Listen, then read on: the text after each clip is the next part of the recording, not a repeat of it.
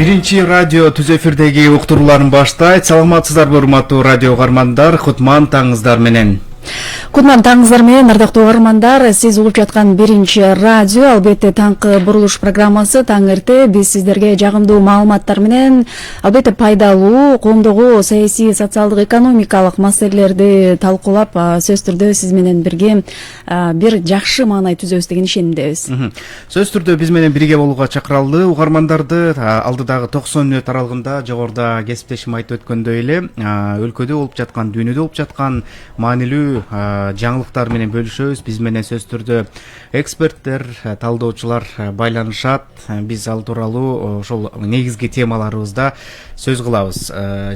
Студиянын телефондору дагы иштеп атат. Урматтуу угармандар, эсиңиздерге салып өтөлү. 0312 39 21 90 байланыш номеру бар. Андан сырткары уюлдук телефон аркылуу дагы биз менен байланышта болсоңуз болот. 0502 39 21 90 номерлары аркылуу биз менен байланышка чыгыңыз. Ошондой эле биз Facebook аркылуу түз трансляция кылуудабыз. Facebook биринчи радионун баракчасына кошулуңуздар. Ал жактан дагы анан бизди техникалык жактан тейлеп аткан кесиптештердин дагы аттарын атап өтөлү. Биз бул жакта Бегайым Абдыкадырова, Урмат Жээнбеков, биз менен дагы катар кесиптештер да кызмат кылууда. Режиссердук пультта Чынара Асылбекова, ошондой эле Facebook'ка бизди түз чыгарып аткан Азиз Чокморов. 90 мүнөт аралыгында сиздер менен сөз түрдө жагымдуу жакшы пикир алышуу болот. Эгерде сиз дагы байланышка чыгам десеңиз, жогоруда кесиптешим айтып өткөндөй эле 39 21 90, ошондой эле 0502 39 21 90 телефондор аркылуу кайрылыңыз. Мындан сырткары Facebook социалдык баракчасы аркылуу бизге жеке баракчабызга дагы эле өткөндөгү программадагыдай эле суроолоруңузду калтырсаңыз болот. Анда жаңылыктардын сааты келди. 7 саат 02 мүнөт. Бакыт биздин студияда. Бакыт, сизге сөз сизде. Рахмат, кутман таңыңыздар менен.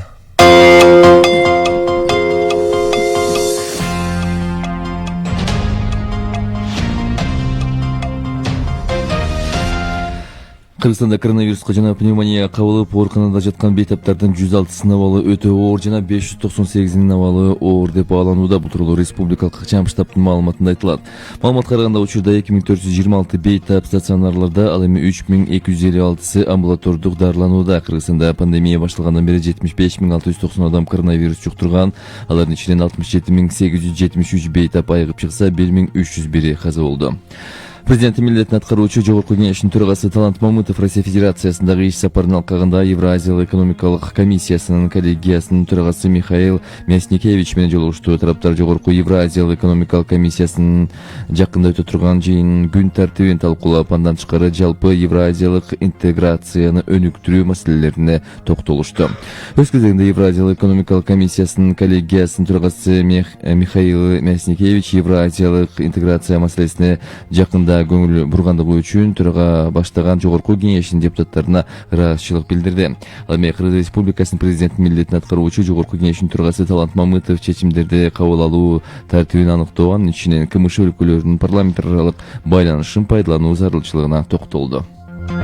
Встреча на заседаниях Видеоконференция режимдеги Евразия экономикалык бирлигинин жыйындарындагы жолугушуу туруктуу болуп калды. Бул албетте биримдик өлкөлөрдүн көптөгөн маселелери боюнча чечимдердин кабыл алынышына жана бүтүндөй биримдиктин ишмердүүлүгүнө таасирин тийгизет. Биримдиктин өнүгүшү глобалдык жана экономикалык чакырыктардын таасирине карабастан ишке ашырылууда. Дүйнөдөгү эң жаш жана тез өнүгүп жаткан экономикалык биримдиктердин бири болуп саналат.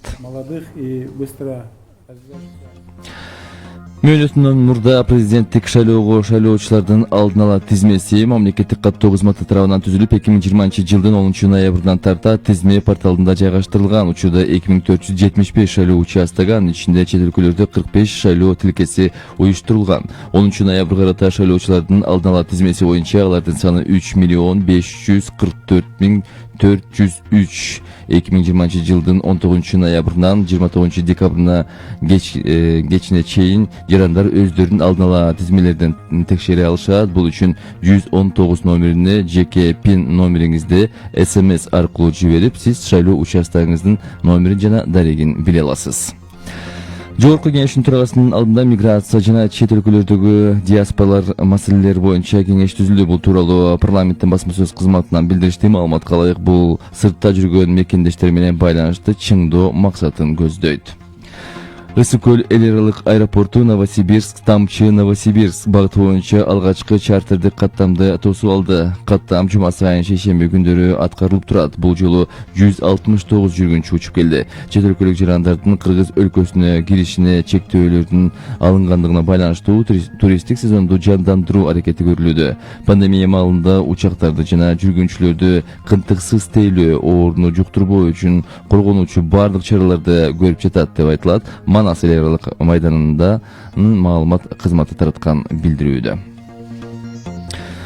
Бүгүн 9 декабрда Бишкектин кээ бир аймактарында электр жарыгы болбойт. Бул тууралуу түндүк электр ишканасынан кабарлашты. Маалыматка ылайыкса 9-дан 11-ге чейин Абай Горький жана Орловский көчөлөрүндө, 9-дан 14:00-ге чейин Найманбаев, Субанбердиев жана Матросов көчөлөрүндө, 9-дан 17-ге чейин Карасаев көчөсү 4-Кичи районунун бир бөлүгүндө, Авыргы конушунда бир бөлүгүндө, 9:30-дан 17:00-ге чейин Широкий көчөсү, Элебесов, Маяковский көчөлөрү менен Кирчинский, Обозный, Туюк көчөлөрү менен чектешкен аймактарда оңдоо иштерине байланыштуу электр жарыгы убактылуу өчүрүлөт. Валюталар курсу менен таанышууларыңыздар: 1 Америка доллары 84 сом 80 тыйын, евро 102 сом 83 тыйын, 1 орус рубль 1 сом 15 тыйын, казак теңгеси 20 тыйынга бааланууда. Бүгүн Чүй областында ауанын температурасы 3 градус сууктан 2 градуска чейин жылуу, Талас областында да ушундай эле температура, Ош Жалал, Чына Баткен областарында ушундай эле ысык көл областында 0,5 градус жылуу болсо, Нарын областында 0,5 градус суук болот. Бүгүн Бишкек шаарында абанын температурасы 0,2 градус суук болот. 7 саат 06 мүнөт. Урматтуу радио угуучулар, сиздер биринчи радиону угуп жатасыз. Бул толкунда таңкы бурулуш программасы.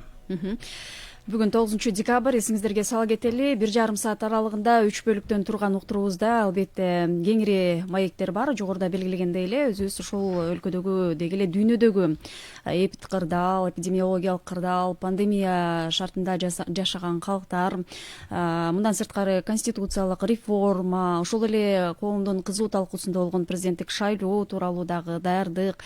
Аны менен катар эле ошол Кыргызстан менен коңшу өлкөлөрдүн байланышы тууралуу дагы кеп кылабыз алдыда. Ошондой эле күндүн актуалдуу маселеси болуп турган кышка даярдык дагы сөзсүз түрдө кычыраган ушул күндүн талкуусунда болот. Сөзсүз түрдө кышка даярдык деп калдыңыз. Мынакей кыш, кычыраган кыш келип калды. Кышка даярдыктар буга чейин эле көрүлгөн. Азыркы тапта ушул чындап баягы кыштын камылгасын жазда көр дейт го. Ушул мектептер, айрым мектептер ачыла баштады. Ушул мамлекеттик мекемелерде жылытуу системалары, калк турак жайлардагы жылытуу системалары, жылытуу тармактары кандай болуп атат, ошол дагы бир коомдун кызуу талкуусунда болуп атат. Андан сырткары кечээ күнү эле ушул телерадио кызматкерлеринин күнү дагы белгиленди. Бегайым өзүң билгендей эле КТРКда абдан жакшы бир саамалыктар болуп өттү.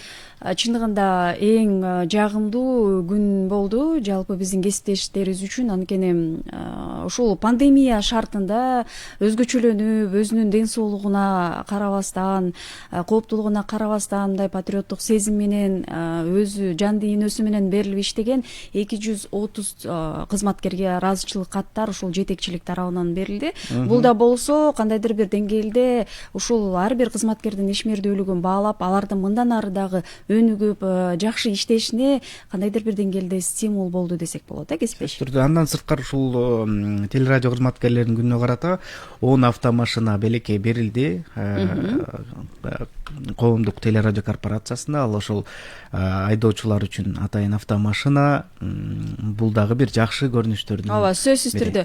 Бул өзгөчө баягы таң эрте бизге окшогон дагы бир кесиптештерибизди эртең менен алып келе турган айдоочуларыбыз үчүн да кандайдыр бир деңгээлде аларга дагы бир жагымдуу бир жаңылык болуп, алар дагы жаңа автоунаалуу болушуп, мындай сүйүнүч коюна батпай турса керек, кесиптеш. Анан эпидемиологиялык кырдаал деп дагы айтып калдык. Мына ушул эпид кырдаалда Кыргызстанда дагы жаз айларында карантиндик чектөөлөр киргизилген болчу. Мына ушул карантинде дагы мыкты иштеген кызматкерлер сыйланып өтү. Эпид кырдаал деп айтып калдык. Бүгүнкү күндө жогоруда бакыттагы жаңылыктарда айтып өткөндөй эле дүйнө жүзүндө коронавирус жуктуруп алгандардын саны 68,5 миллиондон ашты. ооба, анан ушул дүйнөлүк маалыматтарды барактай отурсак дагы чындыгында ушул сап башында дагы деле ушул АКШ келаткан экен. АКШда бүгүнкү күндө өтө эле тездик менен вирус жайылып жатканы маалымдалат. Миңдеген ушул АКШнын жарандары дагы кайтыш болгону дагы айтылып атат да. Ооба, тездик менен жайылганы бул айдан ачык эле маалым. Күнүмкү статистикалык маалыматтардан көрүп атабыз. Ошол эле учурда Европа өлкөлөрүндө ордун күч алганы байкалууда. Айрым чектөөлөр кээ бир өлкөлөрдө ошол оорунун таралышы азайып калганына байланыштуу алынып атат. Айрымдары тескерисинче карантиндик чектөөлөрдү киргизип атат. Кээ бир өлкөлөр дагы деле биринчи толкундун бүтө элегин айтып атышат. Айрым өлкөлөр үчүнчү толкунду күтүп атат. Айтор эпидемиологиялык кырдаал деги пандемия кооптуу абалда болуп турган чагы. Бул жөнүндө маалыматтарды биз бир аздан соң алалы. Кыргызстанда эпидемиологиялык кырдаал алдын алуу чаралары тууралуу маалыматтарды алда мүнөттөрдү алалы. Анан жогоруда Бекайым өзүң айтып калгандай эле конституциялык реформа коомдун кызуу талкуусунда болуп атпайбы? Конституциялык кеңеш менин чоң жыйыны өтүп атат, секциялык жыйындар өтүп атат. Анда сунуш пикирлер берилип атат, жөнөкөй жарандардан тарта. Анан бул боюнча дагы атайын сайт иштелип чыккан. Сайт аркылуу дагы жарандар өз сунуш пикирлерин билдирип атат. Адам укуктары, социалдык багыттагы маселелер боюнча айтор бир топ сунуштар берилип атат. Бул жөнүндө дагы сүйлөшүүгө аракет жасайбыз. Андан сырткары өзүң айтып өткөндөй эле жогоруда президенттик шайлоо алдыда турат. Жыл жаңырары менен бир Кыргызстан чоң сыноон дагы бир баштан өткөрөт. Буга карата Борбордук шайлоо комиссиясы дагы тынымсыз даярдыктар көрүп жаткандыгын биринчи радиого деги эле массалык маалымат каражаттарына айтып байма-бай маалымдап турат. Эми алардын дагы даярдыгын ушул жылдын жаңыраарында, ушул президенттик шайлоонун өтүшү учурунда дагы көрөт болушубуз керек. Шайлоочулардын алдын ала тизмеси боюнча 3,544,403 жаран. Бул 10 ноябрдагы маалымат боюнча ушундай шайлоочулардын тизмеси катталган. Андан сырткары ушул даярдыктарды көрүү боюнча ушул азыркы тапта шайлоо участокторунун саны 2,475. Андан сырткары 45 чет мамлекеттерде.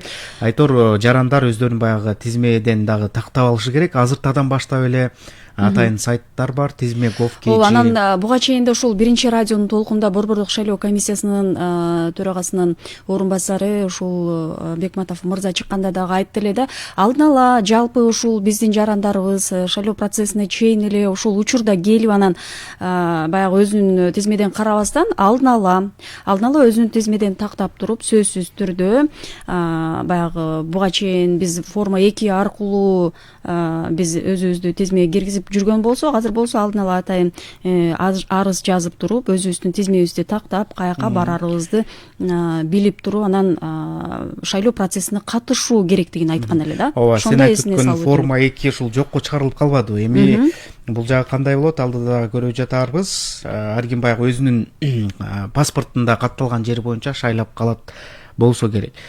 Андан сырткары ушул жогоруда биз айтып өткөндөй эле Кыргызстандын коңшу өлкөлөр менен алакасы деп айтып калдык. Буга чейин ошол президент милдетин аткаруучу Жогорку Кеңештин төрагасы Россияга болгон иш сапарында дагы мына ушул Россия менен Кыргызстандын мамилеси коомдук, саясий жактан, гуманитардык жактан, маданий жактан мамилеси талкууланып келбеди. Анан буга чейин дагы ушул Эри Шаркак жылы деп, канаатташ жылы деп белгиленди эле. Кыргызстан менен Россиянын 2020-жылы. Анан муну дагы баягы пандемияга байланыштуу улантуу чечими кабылданып, анын жабылыш аземин Кыргызстанда өткөрүү сунушун дагы берди. Андан сырткары ушул Мамытов Кыргызстан менен Россиянын ортосундагы аба каттамдарын көбөйтүү маселелерин дагы айтты.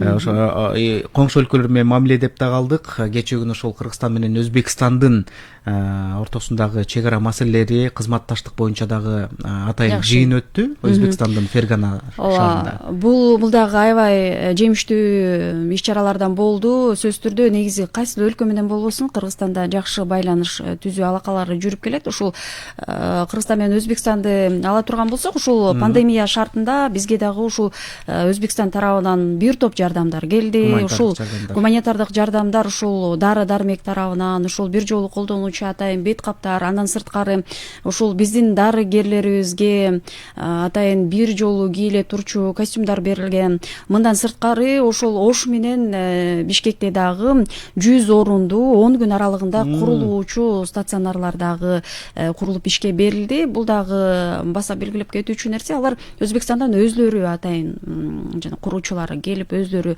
конструкциясын түзүп берип, ишке берип, анан бул да болсо биз үчүн кандайдыр бир деңгээлде колдоо, жардам жана алаканын байланыштын бекемделишин. Ушундай эле жардамдарды ошол жогору айтып өткөндөй эле Россия дагы берип келет. Бир топ Казакстан, Айтор, Кыргызстандын коңшу өлкөлөр менен болгон алакасы бийик деңгээлде десек дагы жаңылышпайбыз. Анда биз жогоруда угармандарга убада кылып өткөндөй эле өлкөдөгү эпидемиологиялык кырдаал тууралуу маалымат алалы. Кандай дейсиз Бегай? Сөзсүз түрдө сонун болот, анткени ушул буга чейин да айтылып, айрым жарандарыбыз эпидемиологиялык кырдаал, илдеттин азайып кеткенин айтышып, баягы бет кап тагынуу дагы четтеп бара жаткан сыяктуу да. Анан той топурлар болсо баштагыдай эле токтобой жатат. Биз ушул бүгүнкү күндөгү эпидемиологиялык кырдаал тууралуу анда кененирээк маалымат жана кандай дардыктар ушул тууралуу алып алалы. Биз менен байланышта саламаттык сактоо министрлигинин коомдук саламаттык сактоо башкармалыгынын башчысы Акматова Айнура Бектургановна байланышта. Айнура Бектургановна, саламатсызбы? Кутман таңыңыз менен. Саламатсыздар, кутман таңыңыздар менен. Сизди угатканыбызга кубанычтабыз. Ооба, сизди таң эрте ушул жалпы угармандар менен маектешип, баарлашып, өзүңүздө болгон маалыматты дагы берсин деп атайын коштук байланышка. Өзүңүздүн маанайыңыз кандай бүгүнкү күндөгү? Рахмат, Кудайга шүгүр. Айнура Бектургановна, буга чейин ушул көчөсүз брифингде өзүңүз да белгилеп өттүңүз. Анан коомчулук тарабынан ушул ковид илдети менен катталгандар акыркы күндөрү азайып жатат. Баягы баштагыдай мындай коргонуунун кажети жок деген сымал эле бет каптарды тагынуу баягы азайып калганы көрүнөт. Ошону менен катар эле той топурлар деле токтобой дагы деле уланып жатат. Анан ушул алгач учурдагы кырдаал боюнча айтсаңыз. Кече брифингде Кыргыз Республикасында октябрь айынын аягынан баштап ушул ковид илдетинин катталуу учурлары азайгандыгын байкап жатабыз деп белгиледим. Ошону менен биргеликте эпидемиологияда атайын эффективдүү репродуктивдүү сан деген көрсөткүч бар. Бул Кыргыз Республикасында бирден ылдый болуп 0,8 түздү. Андан сырткары ошол көбөйүү темпинин азайышын ушул октябрь айынан баштап байкап анализдесек 4,6 эсеге азайгандыгын байкап атабыз. Бул бизди бир жагынан сүйүндүрөт. Эпидемиологиялык абал азыр ошол оорулардын ковид илдетинин азайышын байкаганда бул бизди сүйүндүрөт бир жагынан.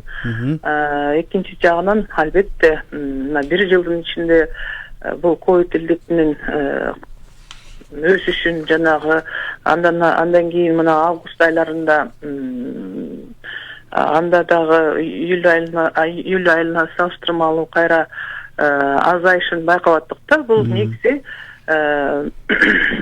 биздин кээ бир эксперттер анан айтып атышат го биринчи толкун, экинчи толкун эмес. Жок, ошол эпидемиологиялык таякчанын көтөрүлүп кайта ылдыйлап ошол коронавирустун мен көп эле бул жөнүндө белгилеп жүрөм.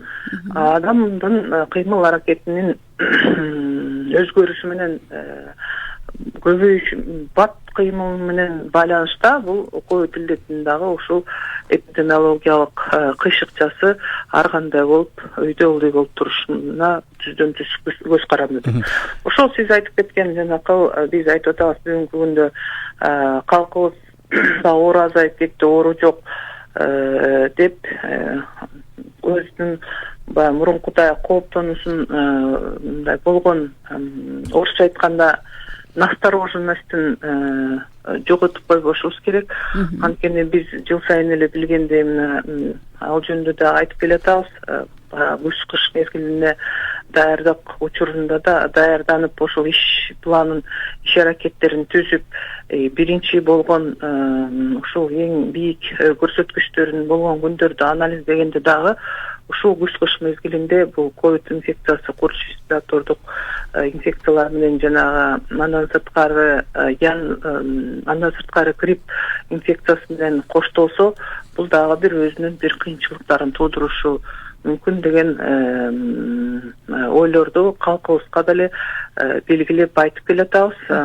Негизинен бул жерде белгилеп кетүүчү нерсе, бүгүнкү күндө курч респиратордук вирустук инфекциялар 49-жумада, бул 49-жума 30 ноябрдан баштап 6 декабрга чейин, андан мурунку 48-жумага карата курч респиратордук вирустун инфекциянын катталышынын мониторингдин жыйынтыгында азайышын байкап атабыз десек болот. Ошол эле 49-жумага, былтыркы 2019-жылдары 49-жумасына салыштырсак, бул курч респиратордук вирустук инфекциялардын 2 эсе аз катталып аткандыгын байкасак болот. Бирок бул эле жерде айта кетүүчү нерсе, негизинен грипп илдети бул декабрь айынын аягы, январь айынын ичинде өзүнүн туу чокусуна жеткенин ретроспективдик анализдин негизинде, бул жыл сайын жүргүзүлгөн ретроспективдик анализдин негизинде көрүп байкасак болот. Ошондуктан дагы бир жолу сиз туура белгилеп кеттиңиз, баягы той аштын токтобогондугун, калкыбыздын эртеле бет каптарын чечип койгондугун байкап атабыз.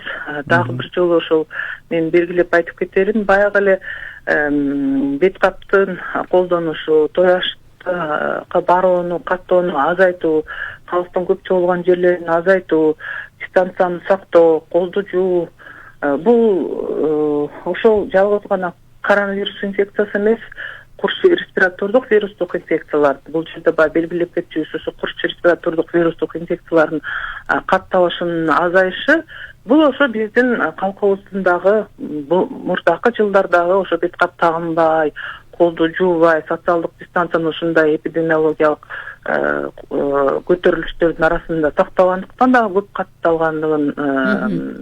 катталгандыгы менен байланыштуу деп дагы айтсак болот. Быйыл мына булардын дагы катталышы азайып атат.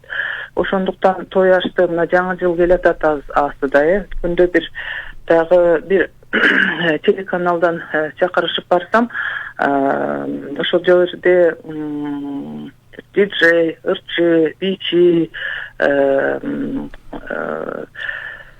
биздин элибиздин ушундай элибизге жакшы маанай тартуулаган адамдар менен болдук бир телеканалда, бир передачада. Ошол жерде алар айтып атышты өздөрүнүн оюн. Бул деген туура эмес. Элдер силер айткандай тойго барып элатышат. Элдер бет кап тагынгандар тагынып элатат. Бул Кудайдын деген буйругу, элдер батыраак угуруп, батыраак өтүп кетиш керек деген ойду дагы айтты ал жерде, ошол передачада. Баягы азыр радиого кийин кошулгандар туура эмес түшүнүп калбасын, ошол бул передачада айтылган башка бир өкүлдөрдүн сөздөрү болду да. Анан кийин ошондуктан масканы тагынып, эмне бул Кудайдын буйругу, жалбырак түштү да Кудайдын буйругу менен түшөт, ошондуктан саламаттык сактоо министрлигинин сунуштары туура эмес. Ошондуктан бул бардыгын ачып берип коюш керек деп. Ооба, биз эле азыр республикалык штаб ушундай чечим чыккан, сиздерге белгилүү. Мурдагы 160-үчүнчү токтом бар эле өкмөттүн. Ал токтом менен баягы оорук күчөп турган кезде массалык иш-чаралардын бардыгын токтоп коймуш. Ал токтом бүгүн иштебейт дагы, мынакей республикалык штаб атайын баягы ошол эпидемиологиялык абалды карап туруп, ушундай чечимди алып чыгып, чечимдин негизинде ар бир область өзүнүн эпидемиологиялык абалына жараша ошол коронавирус илдетинин интенсивдүү көрсөткүчтөрүнүн регистрациясына жараша ошо территориядагы экономикалык субъектилерди мектептерди да окутуу боюнча андан сырткары башка иш аракеттерди жүргүзүү боюнча өздөрү өзүнүн өзгөчөлүктөрүн эске алып туруп анан кийин карантиндик иш чаралар болбосо баардык ошол өзүнүн территориясындагы субъектилердин баарын иштетеби өздөрү чечим кабыл алыш керек деп. Айнура Бектургановна, сиз жогоруда белгилеп өттүңүз, ушул мектеп жашындагы балдардын арасында коронавирус жуктуруп алгандардын саны көбөйүп атат деп кечээ дагы брифингде айтпадыңыздарбы? Анан жакын арада мектептерди ачуу маселеси дагы каралып атат. Эми балдардын мектепке барбай туруп эле жуктурганы көбөйүп атса, мектепти ачылганы кандай болуп калат? Жок, бул азыр мынакей ушул мындан мурун сиздин сурооңузга чейин ушул жөнүндө ошо баштап келаттым эле, ошондо жергиликтүү бийликтерге ошол өзүнүн территориясындагы мектептер боюнча болобу же болбосо дагы башка калкка керектүүчү бир субъектилердин иштеши боюнча же кинотеатрлардын же клубдардын иштеши боюнча чечимди өздөрү кабыл алыш керек. Ошол эпидемиологиялык абал биз көрүп атпайбызбы, ар кайсы региондо ар кандай болуп атат. Бишкекте мисалы үчүн учурлар көбүрөөк болсо, кечээ мисалга Ош шаарындагы лабораториялык тастыкталган учурлар катталган жок. Ошон үчүн өздөрү кабыл алыш керек деп. Сиздер байкап аткандай, ооба, кечээ мен мектеп жашындагы балдардын арасындагы учурлардын сентябрь айына салыштырмалуу октябрь айында 6,5 эсе өскөндүгүн айткан. А бирок ноябрь айында октябрь айында 315 учур болсо, октябрь айында 320 учур болгон. Бул бир эле эпидемиологиялык кыйшыкча бир эле уровенде болот. Ошондуктан мына мисалы сиздер байкап атасыңар, Бишкек шаарында мектептин балдары окуган жок, Анткени бул билим берүү шаардын мэриясы, шаардык билим берүү структуралары булар карап атат, ойлонуп атышат. Ооба, көбүнчө мектептерде, мисалы үчүн бул шаарда баягы буга чейин эле билет элек. Мектептерде орундардын жетиштиги 40тан бала окучу, 50дөн бала, 45тен бала окуган мектептер бар эле. Класстардын баары толгон. Ошондуктан мына булар аларды окутууну өздөрү карап, ошол эпидемиологиялык абалды карап, ошондой чечимди кабыл албай атат. Дагы бир суроо туулуп атат да, буга чейин ушул Россия өлкөсүндө COVID-19 илдетине каршы калк арасында вакцинация жүрүп атат. Анан Кыргызстанда дагы мындай иш чара жүргөнүн жатабы, анткени кечээ ушундай маалымат чыкты да. Ковакс механизми тууралуу дагы айтылбадыбы? Ооба, албетте бул биз айтып атабыз, ошо калк арасында ооруп өткөндөрдө иммунитет калктанат, бирок иммунитет канча убакытка өмүр бою калктана турчу иммунитет болгондугу жөнүндө далилдер жок. 1 жыл сакталабы, 6 ай сакталабы, бул боюнча дагы Кыргызстанда эмес, кыргызстандык врачтар гана эмес, бул дүйнө жүзүнүн илимий институттары бар окумуштуулар дагы аягына чейин бул далилдерди келтире элек. Ошондуктан алдыңкы өлкөлөр дүйнө жүзүндө иммунизация, вакцинация глобал альянсы бар. Бул вакцинация, иммунизация альянсы бүткүл дүйнөлүк саламаттык сактоо уюму менен биргеликте ошол ковид илдетинен вакцинациялоо болбосо, анткени калктын арасындагы иммундук биз айтып атпайбызбы, калк 60-80%га чейин ооруп бүтмөйүнчө коллективдик иммунитет калктануусуна бул өлгө түзөт деп. Ошол коллективдүү иммунитеттин ооругандан башка дагы вакцинациялоо менен калктанышы үчүн ошол ковакс механизмин иштеп чыгып, бүгүнкү күндө ошол ковакс механизмине 100дөн ашык өлкө кирген. Бул өнүккөн өлкөлөрдөн баштап өзүнүн орточо жана эң төмөн доходтору бар өлкөлөр дагы кирген. Негизинен биздин Кыргыз Республикасына дагы ушул механизм, ковакс механизмине кирүү боюнча атайын сунуштар келип, ал сунуштар кабыл алынып, анан сентябрь айында Кыргыз Республикасы дагы ошол COVAX механизмине кирген. Бул COVAX механизминин алкагында ар кандай вакциналар иштелип чыгып атат. Бул жерде COVAX механизминин портфелинде 8 вакцина бар. Бул вакциналардын эң биринчиси бул Pfizer жана Moderna аттуу вакциналар азыр 3-4 клиникалык изилдөөлөрдүн фазаларынан өтүп атат. Анан атайын ошо COVAX механизминин алкагында бардык өлкөлөргө өзүңөрдүн атайын заявкаларыңарды бергиле деп сунуш берилген. Ошол заявкаларды Кыргыз Республикадагы берген. Албетте бул вакцинанын сөзсүз түрдө өзүнүн клиникалык акыркы 3-4 фазаларын өтүп бүткөндөн кийин атайын FDA регулятордук эл аралык механизм аркылуу регистрациясын өткөндөн кийин бүткүл дүйнөлүк саламаттык сактоо дүйнөлүк уюмунун преквалификациясын өткөндөн кийин андан сырткары уга көчөй дагы белгилеп кеттим. Биздин республикада атайын илимий техникалык эксперттик иммунизация боюнча группа иштейт. Бул группадагы ошол вакциналарды мониторинг кылып, калкка коопсуздугун карап, биздин калкка алып келип колдонууда кандай өзгөчөлүктөрү болушу мүмкүн, эң биринчи кайсы калктын катмарларына колдонушубуз керек, кандай механизмдер аркылуу аны калкты вакцинация кылабыз деген иштин үстүндө иш аракетти жүргүзүп жатышат. Ошондой эле атайын жумушчу топ дагы бар, алар дагы мынакей ушул иш аракетти жүргүзүп жатат.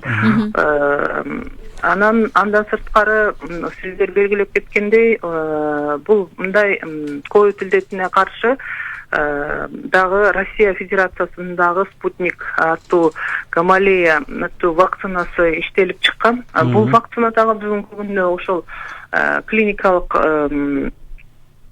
изилдөөлөрдүн 4-3-4 фазаларын өтүп жатат. Бул боюнча дагы ошол Россия Федерациясынын Роспотребнадзорунун өкүлдөрү менен сүйлөшүүлөрдү жүргүзгөнбүз. Алар дагы өзү бизге кайрылган, ушундай вакцина иштелип атат. Эгерде сиздер кызыктар болсоңуздар, бул боюнча дагы чогуу иш аракеттер жүргүзөлүт деп. Түрк Республикасынын дагы өзүнүн иштеп чыккан вакцинасы бар. Булар Түрк Республикасы дагы Кыргыз Республикасынын эле эмес, сиздер айтып кеткендей, жанакы биз жаңы аябай жакшы азыр кызматташып атабыз дегендей Россия Федерациясынын, Казакстан Республикасынын, Өзбекстан Республикасынын, башка дагы өлкөлөрдүн өкүлдөрүн чакырып, мына август айында Измир шаарында лабораториялардан вакцинага деген атайын илимий практикалык иш-чара өткөзүп, ошол жерде өзүнүн вакцинасы жөнүндө айтып берген.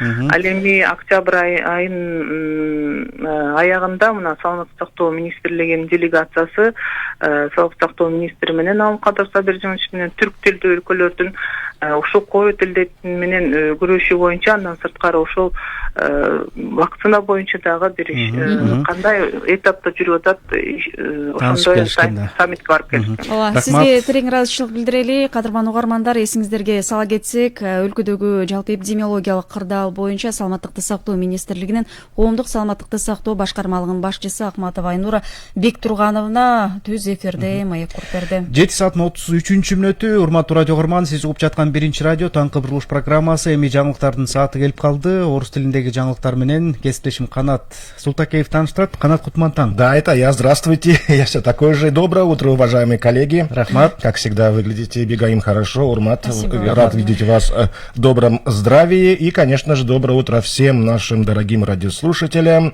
В течение следующих 5 минут в новостном блоке вы узнаете, с кем вчера встречалась вице-премьер-министр.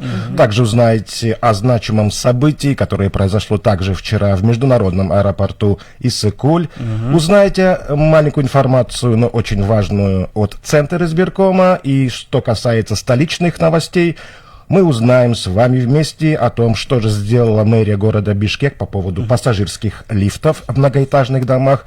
И расскажу вам маленькую историю, криминальную маленькую историю об одном походе в одну из столичных бань. Это все в течение ближайших 5 минут. Вы слушаете Биринчи радио, не переключайтесь, и новости часа.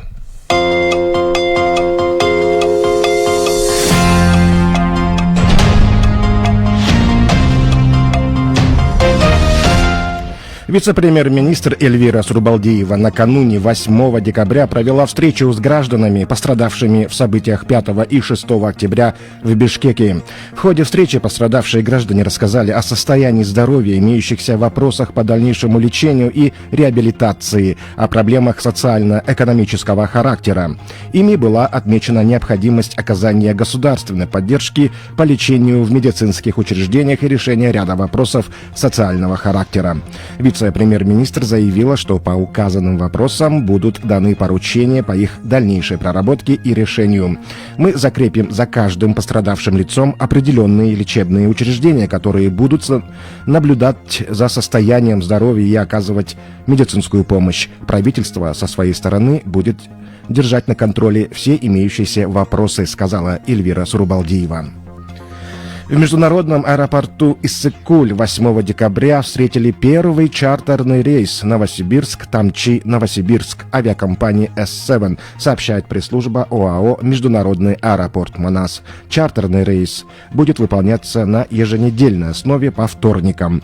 Данным рейсом в Новосибирск вылетели 169 пассажиров, включая 7 детей. Для открытия рейса проведена совместная работа Международного аэропорта Манас с Министерством транспорта и дорог Кыргызской Республики, Агентством гражданской авиации и Министерством культуры, информации, туризма с целью развития зимнего туризма в Кыргызстане. В связи с отменой ограничений для въезда в Кыргызстан иностранных граждан данные меры будут способствовать скорейшему восстановлению туристической активности. Международный аэропорт Манас в период пандемии COVID-19 проводит бесперебойную работу по обслуживанию самолетов и пассажиров и напоминает о необходимости строгого соблюдения всех мер персональной защиты в период пандемии. Проверить себя в списках избирателей можно до 29 декабря. По данным Центра избиркома, перечни фамилий и имен вывешены на всех избирательных участках. Уточнить свои данные граждане могут на портале ТИЗМЕ, позвонить на номер 119 или отправить туда СМС с личным ПИН-номером, либо пройти на участок. В случае обнаружения ошибок или неточностей граждане вправе обратиться в участковую избирательную комиссию с заявлением о внесении изменений. Мэрия города Бишкек завершила установку новых 6 пассажирских лифтов в жилых домах номер 3, 5, 6 в микрорайоне Юг-2. Как сообщили в пресс-службе муниципалитета, вице-мэр столицы по вопросам ЖКХ Джамалбек Ирсалиев проверил технику, детали кабины, техническую документацию и запустил модернизированные подъемники. Напомним, что в феврале этого года был проведен тендер и был определен победитель. Поставщиком Могилев лифт МАШ оборудование прибыло в Бишкек в апреле текущего года. На 8 декабря Бишкек Горлифт обслуживает 1007 лифтов в 416 домах города Бишкек. Сотрудники управления патрульной службы милиции города Бишкек задержали подозреваемых в хулиганстве. Как сообщает пресс-служба патрульной милиции, 8 декабря примерно в 6 часов утра на линию 102 поступило сообщение о том, что в бане «Альбатрос», расположенного в 12-м микрорайоне города Бишкек, посетители в состоянии алкогольного опьянения устраивали скандал. По прибытию сотрудниками на указанный адрес факт подтвердился. В ходе разбирательства установлено, что 2 посетителей, пришедших в баню, устраивали скандал в нетрезвом состоянии. На законные требования сотрудников милиции оказывали сопротивление, говорится в сообщении. Принятыми мерами по данному факту были задержаны 2 27-летних граждан и доставлены в следственную службу УВД Октябрьского района города Бишкек. Начато досудебное производство на основании статьи 266 Уголовного кодекса Кыргызской Республики «Хулиганство». Вот так вот молодые люди сходили в баню, хотя, как говорится, в бане и в столовой у нас все равны. На 7 часов по бишкекскому времени сегодня, 9 декабря, в мире случаев заболевания COVID-19 зарегистрировано 68 миллионов 544 тысячи 75. Летальных исходов 1 миллион 562 тысячи 25. Выздоровели 47 миллионов 445 тысяч 955 человек. Таковы новости на данный эфирный час. Далее о погоде на сегодня. Сегодня утром и днем на большей части территории Ошской, Джалабатской, Баткенской, Нарынской областей, в горных районах Чуйской, Таласской, Сыкульской областей снег. В зоне земледелия Чуйской, Таласской, Сыкульской областей без осадков и в отдельных районах Чуйской, Таласской, Ошской, Джалабатской, Баткенской областей туман. На дорогах снежный накат, гололедица. Температура воздуха в Чуйской и Таласской области -3 +2. В Баткене, Ваше, в Джалабаде 0 +5, и Сыкульская область 0 +5, Нарынская область 0 -5. Это касается дневной температуры. Что касается Бишкека, то сегодня в столице без осадков, ветер западный 4,9 метров в секунду, максимальная температура воздуха днем сегодня в столице 0 +2. Такая погода, в принципе, радует нас, уже плюсовая пошла, но, как говорится, зима уже не за горами, вернее, она уже к нам пришла, и, по судя информации синоптиков, через неделю начнутся уже декабрьские холода. Ну, что касается снега на 31 декабря бегаем, я пока еще не знаю. Канат, сиз бул жумушка жөө келесиз го? Да, я люблю ходить пешком. Жол тайгакпы? Уже нет, Урматик, уже нет, но было. Сейчас просто снег уже подтаял, и видно, что вот именно действительно вот муниципальное предприятие Тазалык действительно работает на все 100%. Автомашиналар дөңгөлөктөрдүн кышкы алмаштат эмеспи? Сиздин бут кийимиңиз алмаш? Да, как все водители уже, так сказать, переобулись на зимние шины, я тоже переобулся на зимние ботинки, но ботинки, я как всегда говорил и буду говорить, нужно покупать специальные, знаете, надо обратить внимание на подошвы, чтобы они были вот сделаны, да, из настоящей резины, понимаете. Но если вдруг у кого-то нет такой обуви, можно пойти на маленькую хитрость, купить широкий медицинский пластырь и прям наклеить на подошву. Но это только для одноразового, знаете, похода. Так что, наверное, лучше нужно накопить деньги на хорошие ботинки, чем каждый день, знаете, покупать этот пластырь, а потом в итоге, если посчитать, вы можете на эти деньги, на которые вы использовали на пластырь медицинский, купить ботинки и еще остаться в плюсе. Рахмат, Канат, спасибо вам. Хорошего вам эфира. Расул Петревич, орус тилиндеги жаңылыктарды уктуңуздар. Канат Султакеев. Урматтуу радио угармандар, 7 сааттын 41 мүнөтү. Сиздер биринчи радиодо таңкы бурулуш программасын угуп жатасыздар. Мына ушул тапта биз угуп жаткан угармандар айыл жергесинде, шаар жергесинде жумушка бара жатып угуп атышат. Айылда мал жандыктарын жайгарып коюп, ысык чайдын кайнашын күтүп угуп атышат. Алардын баардыгын биз менен бирге болууга чакыралы. Өзүңүздөрдүн сунуш пикирлер, биринчи радиодо талкууланып жаткан маселелерге суроолоруңуздар болсо, сөзсүз биз менен байланышта болуңуздар дейли. Студиянын номерин да айтып өтөлү, Бегайым. Сөз түрдө эгерде сиз биздин толкунда болсоңуз 0312 39 21 90, ошондой эле 0502 39 21 90 телефондору аркылуу байланышка чыгыңыз. Сизди биз күтүп жатабыз. Мындан сырткары Facebook социалдык баракчасында бизди онлайн түрдө көрөсүз. Анын астында өзүңүздүн сунуш пикириңизди, балким биз талкуулаган темага ылайык жакшы бир сурооңуз болсо дагы сөз түрдө кабыл алып, эфир жүрүшүндө окуганга мүмкүнчүлүк жаралат. Канат мырза жакшы нерсени козгоп кетти. Чындыгында эле жөө басуу, же болбосо мындай эртең менен таң эрте дене менен машыгуу, көнүгүү деги эле ден соолукка абдан пайдалуу.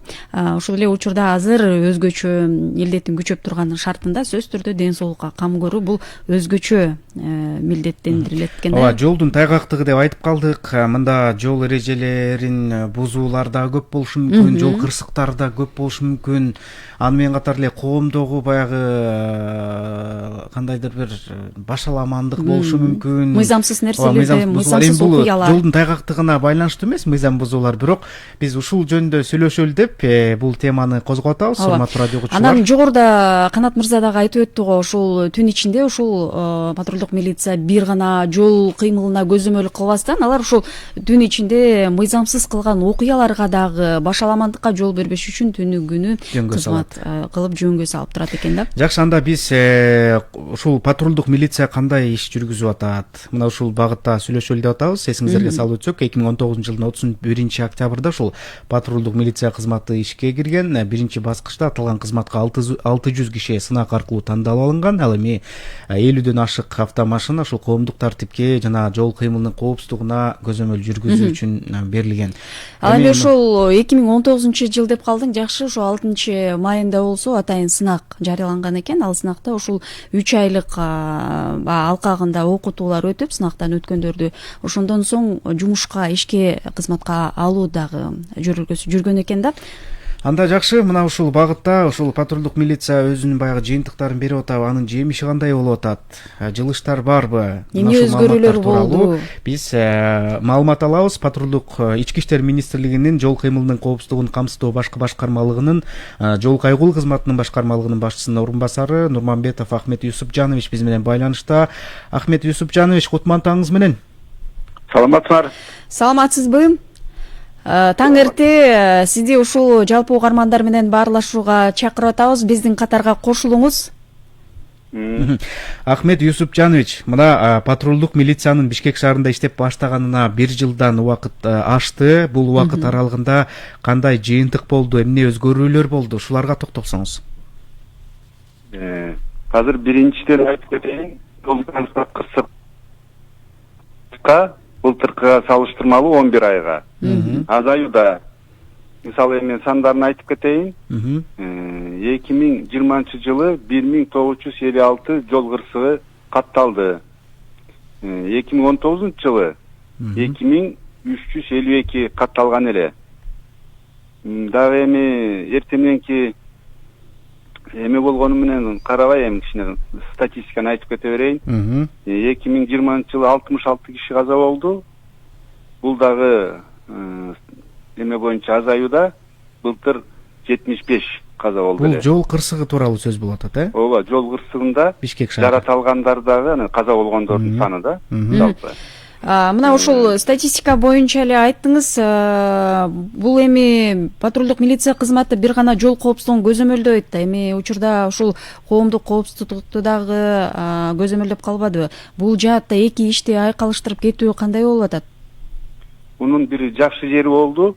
Бул деген 102 менен биздин жарандар бир жардам кылмышка күбө болуп же өздөрүнө жардам керек болгондо чакырганда биздин кызматкер 5 мүнөттүн ичинде келе калат. Колунан келген жардам көрсөтөт. Анан дагы мен айтып кетейин, биз ошо биринчи болуп барганыбызда кылмыш ачууга ошол себеп болот да, кызуу жеринен. Мисалы 2020 жылы 20 жылдын 11 айында 504 кылмыш ачылган. Анын ичинде 4 өлтүрүү болгон окуя ачылды да биздин кызматкерлеринен. Жоруктар боюнча 2010 жоруктун бети ачылды ушул 11 айдын ичинде. Анын ичинде бизде деген дагы эме бар. Автоунаага башка жасалма белги коюп алып башкартып жүрүшпөйбү? Ал дагы бизден ушу жоруктарга өткөн бузуулар кодексинен. Анын фактылары 33 факты аныкталды. Мен бир атал айтып кетейин, бузуулар боюнча 172 миң жол эреже бузуу жана коомдук тартип бузуу фактылары аныкталган, протокол жазылган.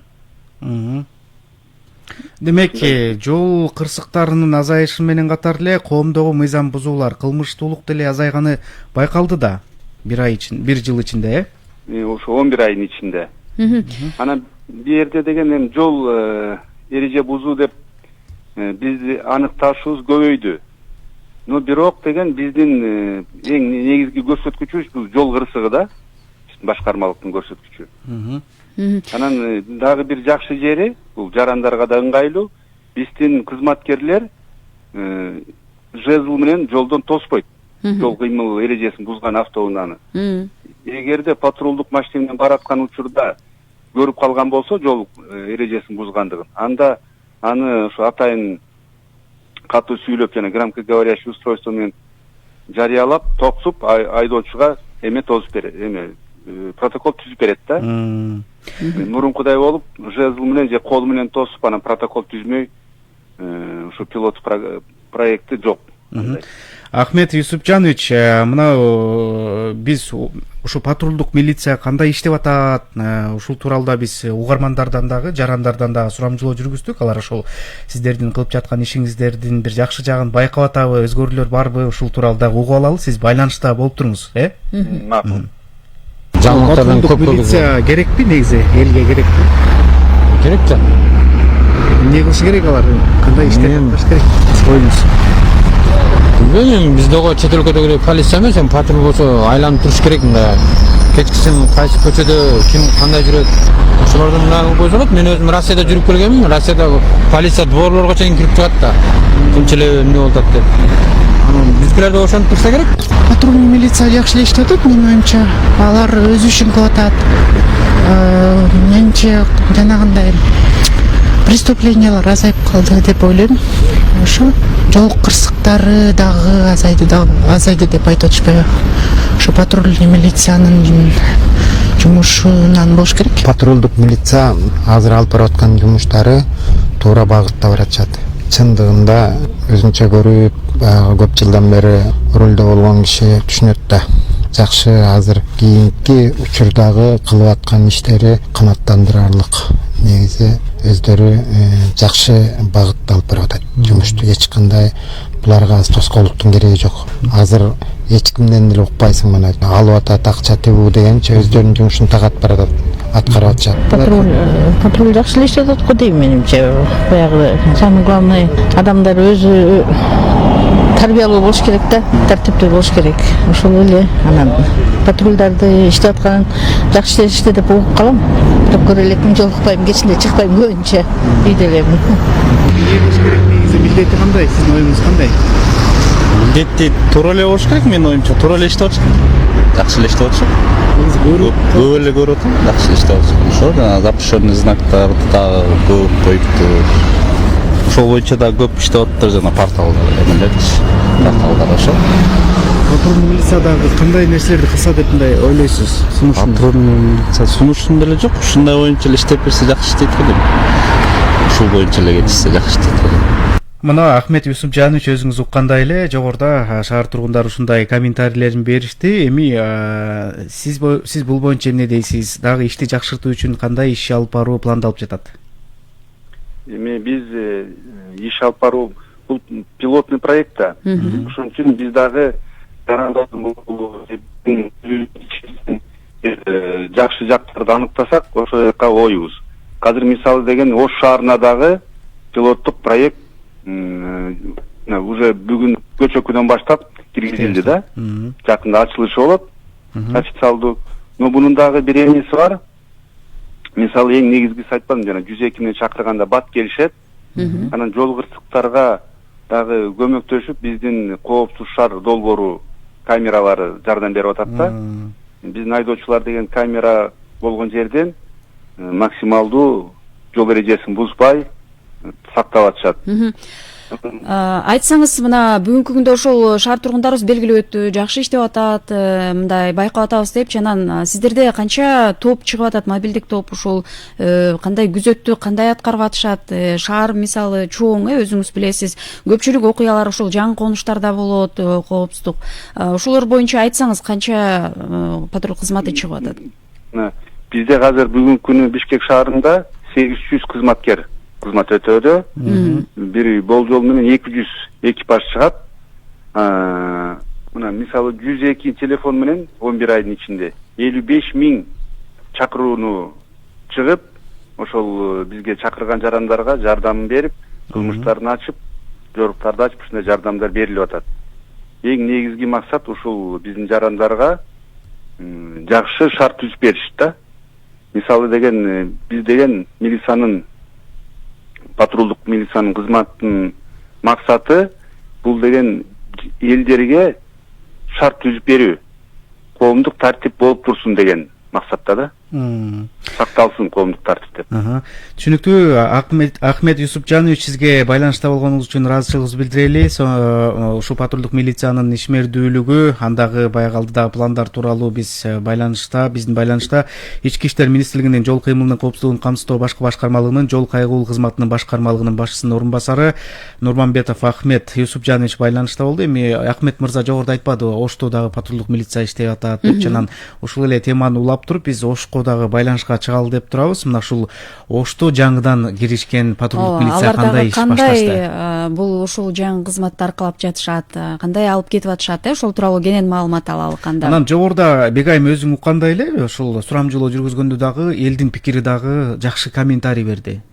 Демек алар дагы бул кызматты бул колдоп жатат. Ушул түнү күзөткө чыгып кандайдыр коопсуздукту сактап аткандыгы үчүн шаар тургундары үчүн дагы жагып жаткан чыгар анда. Анда байланышта бизде жогоруда айтып өткөндөй эле Ички иштер министрлигинин жол кыймылынын коопсуздугун камсыздоо башкы башкармалыгынын укук колдонуу тажрыйба жана жол кайгыл кызматынын башкармалыгынын башчысы Талант Досов бар. Талант Макамбаевич, кутман таңыңыз менен. Саламатсыздар. Саламатсызбы? Мына ушул биз жогоруда Бишкек шаарындагы патрулдук милиция кызматынын дагы ишмердүүлүгү менен сүйлөшүп өттүк. Эми сиздерде дагы кызматына жаңыдан иштеп баштады. Бул ишти эмнеден баштадыңыздар жана элдин кабыл алуусу кандай болуп атат сиздердин пикириңиздерде? Дагы бир жолу саламатсыздар.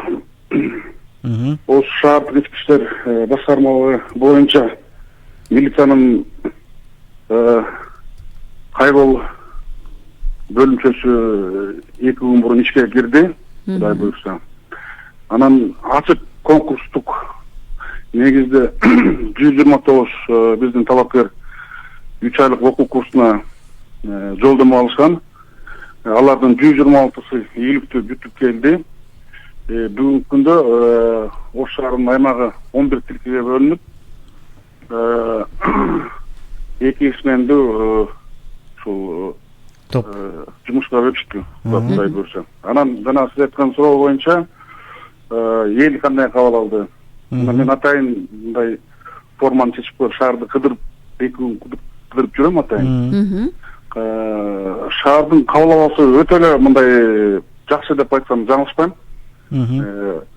Мындай Ош шаарынын бир негизги Масалиева, Курманжаннатка ошол көчөлөрүндө кадимкидей мындай тыгын азайып, жана знактарды коюш, жол белгилерине токтоп турган машиналардын саны кадимкидей азайып, шаар тургундары мындайча айтканда бизге ыраазы болуп атат.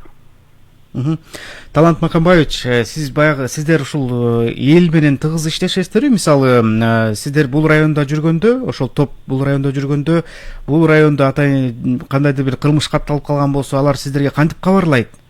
Ыкчам байланыштар аркылуу кабарлайт да.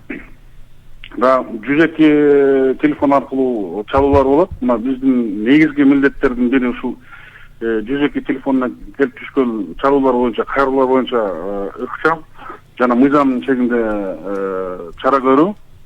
Мындайча айтканда, биз Ош шаарынын тургундарына жана конокторуна мындай телөө көрсөтүү болушуп элек да. Анан мына кече биринчи күнү эле баягы балдардын жаңы жумушка, кызматкерлердин жаңы жумушуна киргенине карабастан 10га жакын телефондук чалууларды кабыл алып, алардын ичинен 4 айдоочу масалына кабылып, кармалышып айыптык жайга коюлду. Талант мырза, айтсаңыз, мына жаңы түзүлгөндө ушул кадрларды атайын сынак менен алдыңыздар. Аларга кандай эң негизги талаптар коюлду? Анан сынакты дагы балким эгерде кадр баягы жетишсиздик маселеси жаралып калса, кабыл алуу болобу? Ушулар тууралуу айтсаңыз да. Азыр негизинен Ош шаары боюнча бардык штат 219, анын бүгүнкү күндө 126 иштеп атат. Конкурстан 3 этап менен өтөт да. Биринчи физикалык жагынан физо деп коебуз. Анан тест өтөт, анан кийин жанагы баарлашуу, собеседование. 3 турдан өткөн биздин талапкерлер жанагы мен жогоруда айткандай окуу курсуна 3 айлык окуу курсуна жөнөтүлөт. Ошол жактан керектүү деп эсептелген окуулар окутулат. Талант Макамбаевич, мына буга чейин ушул патрулдук милиция кызматы республиканын бардык аймагына жайылтылат деп айтылганда, эми ушул негизги чоң шаарларга иштеп баштабадыбы? Бишкек менен Ошто, эми облустардабы же башка шаарлардабы? Кийинки кезек кайсы шаар же областта? Өкмөттүн токтомунун долбоору боюнча 2020-21 жылдарда областтык борборлордо болот, Кудай буйрса. Уақыт көргөзөт, Кудай буйрса. Ошондой азырынча белгисиз кайсы областта ушул патрулдук милиция иштеген? Азырынча мына Бишкек менен Ошту толук кандуу бүтүрүп алсак, калган убакыт көрсөтөт го.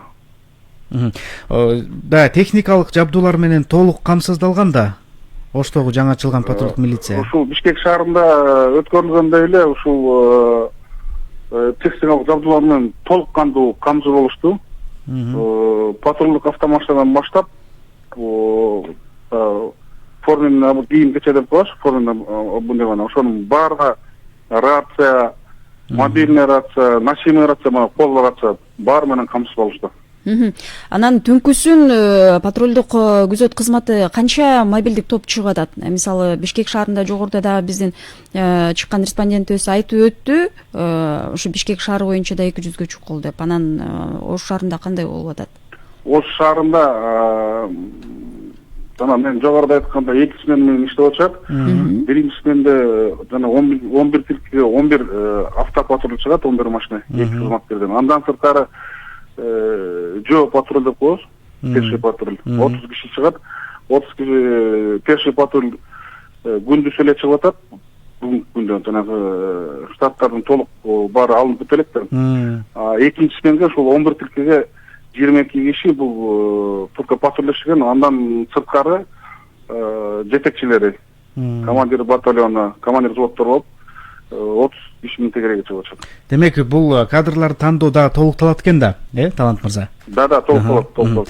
Сизге рахмат маалыматыңыз үчүн. Атайын таң эрте убактыңызды бөлүп, биз менен жакшы маалыматтарды берди. Урматтуу угармандар, эсиңиздерге салып өтөлү, биз менен байланышта Ички иштер министрлигинин жол кыймылынын коопсуздугун камсыздоо башкармалыгынын укук колдонуу тазыйбасы жана жол кайгыл кызматынын башкармалыгынын башчысы Талант Досов болду. Биз менен ыраазычылыгыбызды билдирели. Туура саат 8:00 болду, Бегай. Ооба, кадырман угармандар, сиздердин эсиңиздерге дагы бир ирет сала кетели. Сиздер таңкы бурулуш программасын угуп жатасыздар. Эми жаңылыктар түрмөгүнө да убакыт саат келип жеткен экен. 9 декабрдагы жергиликтүү жана дүйнөдөгү жаңылыктар менен кесиптешим Бакыт Тапаев тааныштырат. Дагы бир жолу кутман таңыңыз менен, Бакыт мырза. Кутман таңыңыздар менен. Сөз сизден да. Рахмат.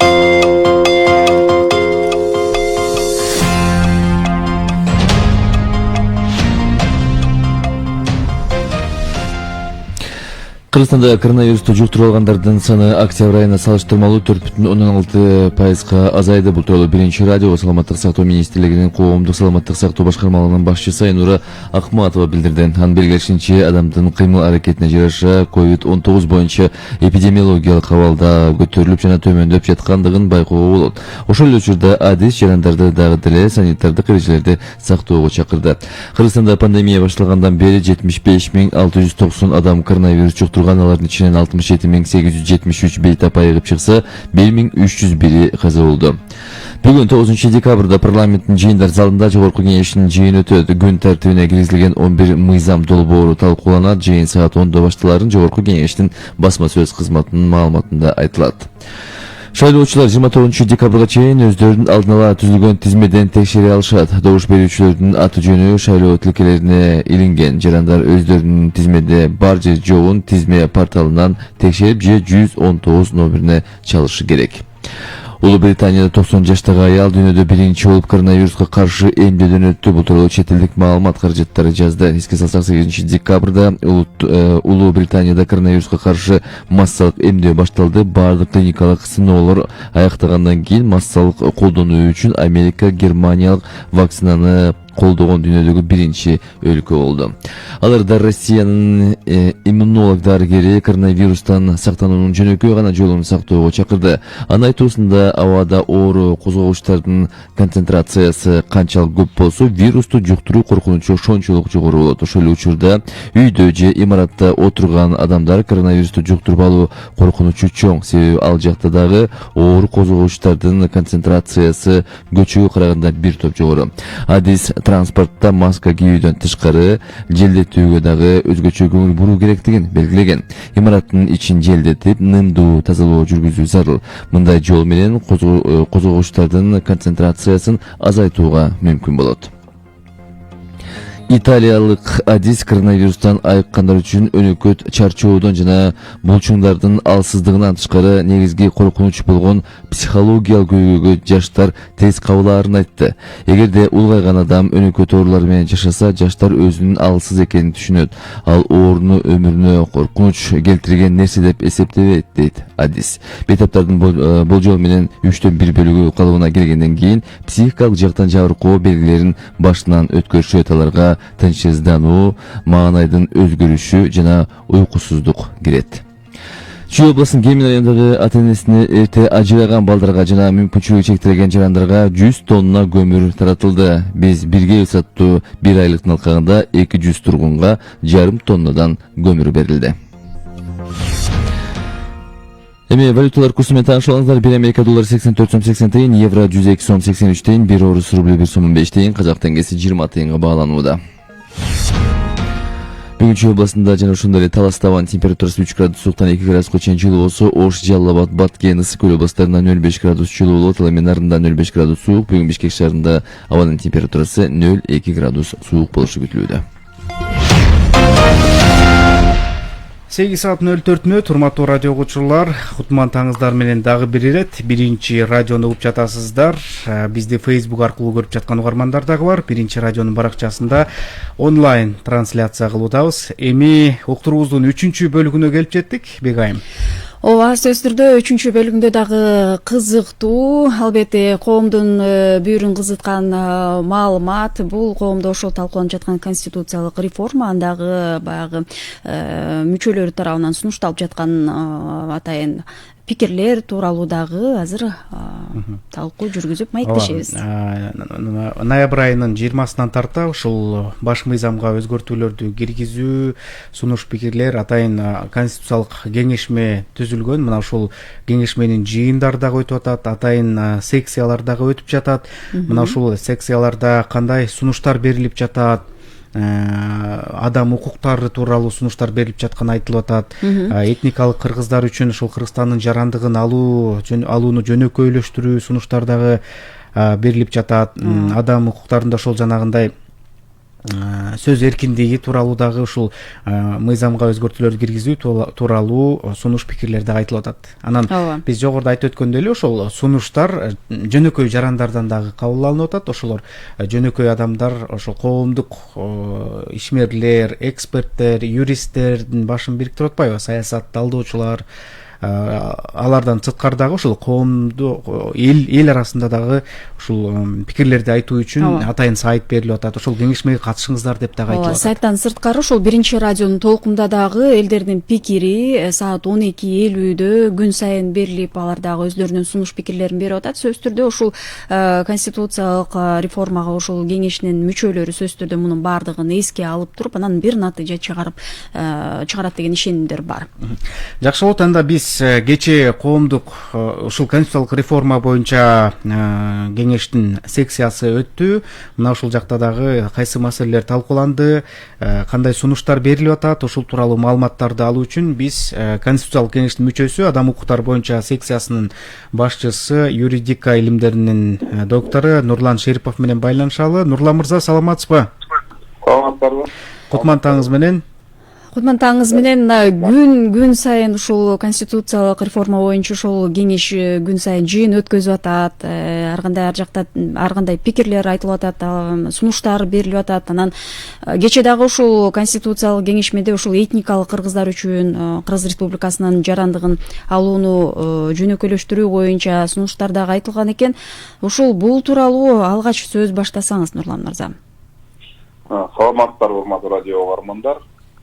Беле кечкерээк ушул адам укуктары, эркиндиктери жана милдеттери секциясына көптөгөн сунуштар, кайрылуулар жарандардан, саясий партиялардан, коомдук уюмдардан келип түшүп атат. Анан беле кечкерээк абдан мындай бир көйгөйлүү маселелер да коюлуп атат. Анан биз ушул көйгөйлүү маселелер боюнча атайын адистерди чакырып, алардын ой пикирин угуп, кеңешип, анан талашып, тартышып, аябай талкуулап, анан добуш берүү жолу менен ар бир кайрылууну ар бир сунушталган ок ченемди толугу менен анализдеп туруп чечим кабыл алып, анан өзүбүздүн сунушубузду берип атабыз. Анан белгилей кетиш моуреки маданий укуктарга салыштырмалуу, саясий укуктарга салыштырмалуу, жарандык,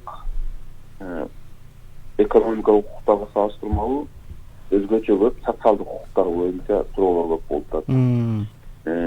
Ушул азыркы убакта биздин коомдо ушул социалдык көйгөйлөр өтө курч экенин биз ушул келип түшкөн кайрылуулардан түшүнө баштадык. Анан көптөгөн жарандар өздөрү келип, ушу кагаз түзүмдө кайрылуусу менен кошо өздөрү баяндама жазып, өздөрүнүн позицияларын тактап суроолорго жооп берип атышат. Анан белгилей кетиш керек, моуреки кече күнү биздин этникалык кыргыздардын жетекчилери келип бизге баяндама жасап, өздөрүнүн сунуштарын беришти. Анан ушул жарандуулук өтө калдуу маселе эмеспи? Анан ушул боюнча дагы бул этникалык кыргыздардан сырткары дагы бир топ жарандар кайрылышты. Ошолор боюнча дагы биз мындай көпкө талкуу жасадык. Анан негизи бир топ ушул жарандуулук боюнча баягы норма принциптерди биз сунуш кылдык. Мисалы, ушул Кыргыз Республикасынын жараны,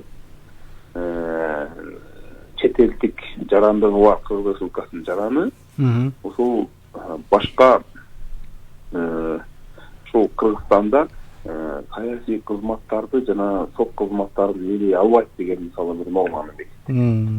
Бул аябай маанилүү норма. Эп дегенде эмне үчүн бул норма керек? Бул дагы мына биздин арабызда көпкө талкууну жаратты, талаштатышты. Себеп дегенде эч кимге куяктар эмес. Кыргыз Республикасынын жарандары бар, башка дагы мамлекеттердин жарандыгы бар. Анан алардын ушул саясий жана кызматтарга келүүсү чектелүүгө тийиш деген биз мисалы ой пикирди турдук.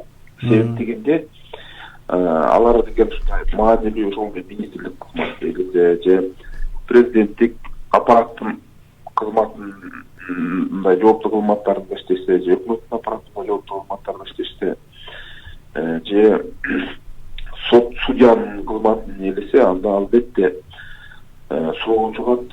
Алар Кыргызстандын кызыкчылыгын көздөшөбү, же болбосо ошол башка мамлекеттин жарандыгы болгондо байланыштуу ал мамлекеттин баягы кызыкчылыгын көздөйбү деген суроо көтөрүлдү. Бир.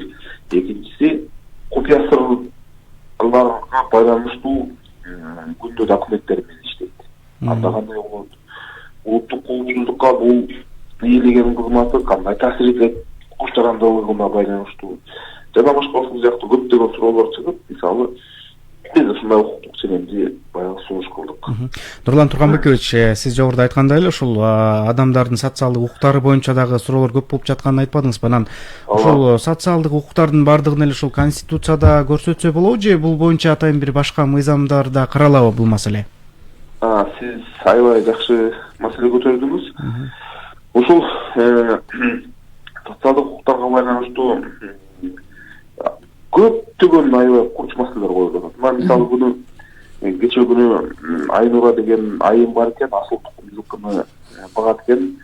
Анан ал киши кайрылды ушул жылкыларды колдоо боюнча, асыл тукум жылкыларды колдоо боюнча бир укуктук жөнүндө комиссия берсеңиздер деп кайрылды. Анан биз түшүндүрдүк. Эми жылкы кызылдын канаты аябай маанилүү. Бирок андан сырткары ушул уйлар бар, тоок ассоциациясы бар, башка чарбалар бар. Биз баардык жаныбарларды түрлөп конституцияда көрсөтө албайбыз. Тиешелүү мыйзамдар бар. Идеяңыз, негизи концепцияңыз жакшы экен. Анын баардык текстин мыйзамда көтөрүшүңүз керек. Ушул мыйзам чыгаруучуларга да депутаттарына кайрылып көрбөйсүзбү, өкмөткө кайрылып көрбөйсүзбү деп сунушубузду берсек, мисалы ал киши туура түшүндү, макул, сиз туура сунуш айтасыздар деп мисалы кабыл алды. Анан мындай эле сиз айткандай Конституциянын өзүнө көрсөтпөй, тиешелүү башка укуктук ченемди дагы эле ушул маселелерге көбүрөөк тейлениш керек да. Анан ушул багытта дагы эң эле мына кечээ талаштуу болду бир кечээ түшкө чейин аябай талкууландым. Жана этникалык кыргыздар. Этникалык кыргыздардын жетекчилери келип бизге ушул маселе менен кайрылып, мындай бир куч маселе коюшту. Чынында эле бул аябай чоң азыркы убакта көйгөй бар.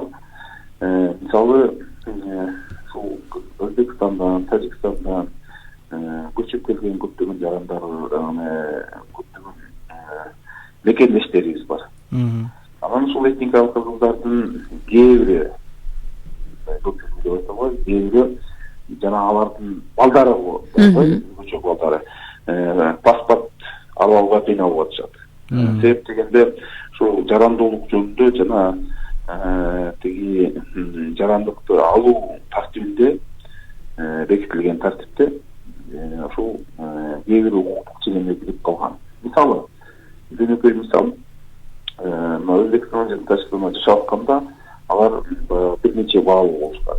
Анан бул жака келгенден кийин ата энеси Кыргызстан жарандуулугун алышкан, жеңилдетилген тартипте. Ал эми балдары билесиздер, 16-га толгондо жарандуулук алат да. Анан ушулар 16-дан 18-ге чейин алыш керек. Анан булар баягы паспорт столуна келгенде аларга түшүндүрүшөт, сиз биздин мыйзамга ылайык, биздин баягы тартипке ылайык, ушул жолго ылайык кирет деген документ тапшырышына берет. Биринчи эң негизги документ ушул өзүңөр тастыктаган документ керек. Ошол кайер төлгөнсүңөр депчи. Ал элестетиңиздер, Өзбекстанга, Тажикстанга же Кытайга же башка мамлекетте бизде билесиздер да кыргыздар көп. Ал жака барып туруп өздүгүн тастыган документ канча болуп кетет. Чагыла чыгып кетишкен. Мисалы, оокат жайын сатышкан. Анан ал жердин бийликтеринен ал документти алганда дагы мындай бир процедура, мындай бюрократтык кыйынчылыктар өтө көп. Анан көпчүлүгү ошол кайтып барып ушул документти ала албай калышат. Анан ушундай бир зор көйгөй бар да. Анан бизде бир ушул ондогон жарандарыбыз бар. Азыркыга чейин ошол документтери жок. Жарандуулугу жок. Тигил мамлекеттердин да жарандуулугу жок, биздин да мамлекеттин жарандуулугу жок. Анан бизде жарандуулугу жок болгонуна байланыштуу же бала бакчага бара албайт, же ооруканага барып дарылана алышпайт, же жумушка кирип иштей алышпайт, эми баягы үйлөнгөндүгү жөнүндө көйлөк таба албайт.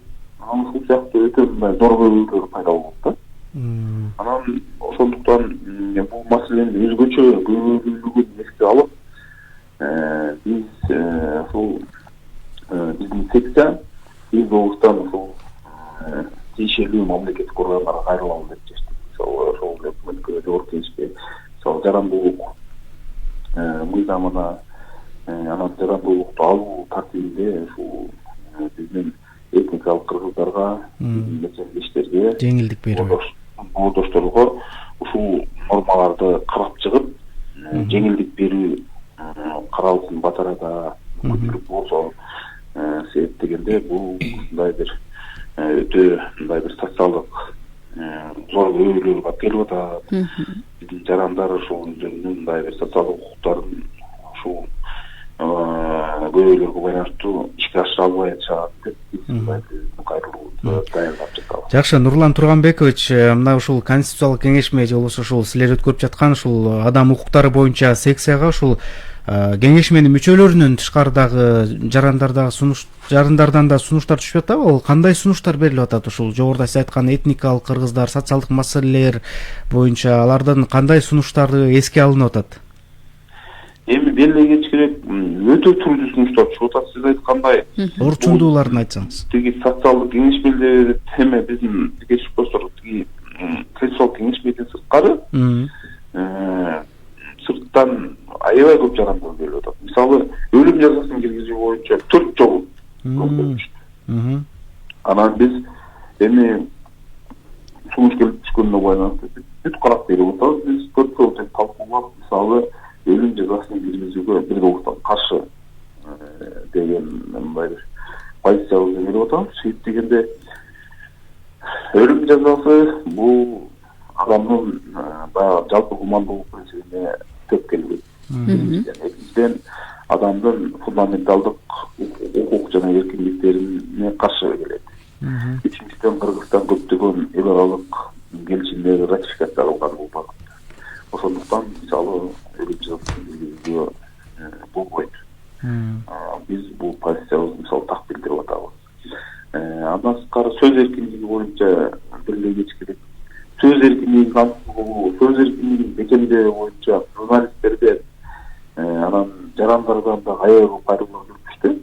Анан могу бизде социалдык түйүндөрдө анан массалык маалымат газеттарында коомдо сын пикирге кабылган бир топ нормаларды биз алып салдык кайсы. Биринчиден, экинчиден тескерисинче сөз эркиндигин бекемдөө боюнча аябай жакшы укуктук ченемдерди киргизип биз жумуш кылдык. Мисалы, Кыргыз Республикасында цензура тыюу салынат.